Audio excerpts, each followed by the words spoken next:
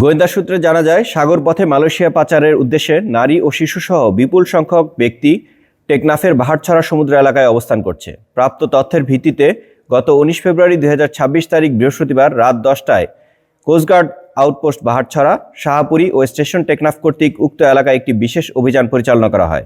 অভিযান চলাকালীন আভিযানিক দল একটি সন্দেহজনক বোটকে থামার সংকেত প্রদান করলে বোটটি পালিয়ে যাওয়ার চেষ্টা করে।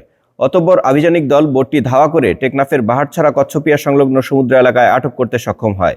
পরবর্তীতে আটককৃত বোটে তল্লাশি চালিয়ে মালয়েশিয়া পাচারকারী নারী ও শিশুসহ ৫৫ জন ভুক্তভোগীকে উদ্ধার করে ও ৫ জন মানব পাচারকারীকে আটক করে।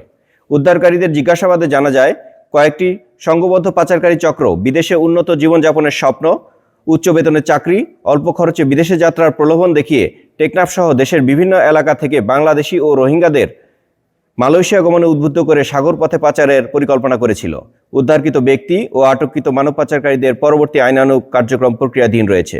মানব পাচার প্রতিরোধে বাংলাদেশ কোস্টগার্ড ভবিষ্যতেও এ ধরনের অভিযান অব্যাহত রাখবে।